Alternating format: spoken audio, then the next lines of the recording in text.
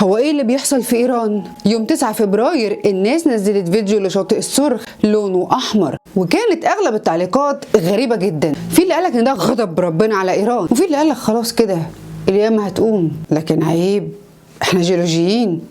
ايه الموضوع بالظبط؟ خليني اقولك ان رمله الشاطئ دي غنيه باكسيد الحديد الهيماتايت، وده بيديلها اللون الاحمر. بالبلدي كده حديد مصدي في التربه. لما بقى بيكون في امطار كتير بتبتدي انها تنزل على التربه تقلبها وتختلط بيها وتجري في مسارها تروح على البحر. ده غير كمان الايام اللي ما فيهاش امطار بيبقى في حاجه اسمها مد وجزر، حركات البحر بيطلع لقدام وبيرجع لورا تأثرا بالجاذبية بتاعت القمر. اهي حركة البحر ده لقدام وورا بتخلط التربة تتميكس كده مع الحديد المصدي ويديك برضو اللون الأحمر.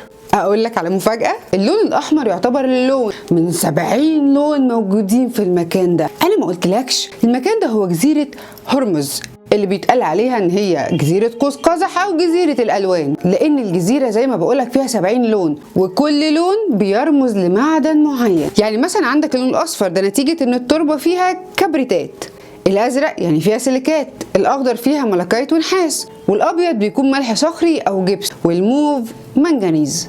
وده اللي بيخلي الجزيره دي الناس تجيلها من جميع انحاء العالم عشان تتفرج على الالوان. ثانيه واحده، يعني انت بتقولي كده ان مفيش خطر؟ لا يا اخويا مفيش خطر ولا حاجه. يعني مفيش مشكله او كارثه؟ يعني احنا ما نربطش ده بغضب الهي او ان القيامه قربت خلاص هتحصل بكره ولا بعد بكره؟ ان البحر يبقى لونه احمر دي ظاهره طبيعيه جدا، طبيعه الجيولوجيا بتاعت المنطقه، ملهاش علاقه باي حاجه. والقيامه تقوم بكره ليه؟ في علامات كتير قوي لسه ما حصلتش، بتقربوها ليه علينا؟ بس كده، ما تخافش وما تسيبش دماغك لحد يسوحك.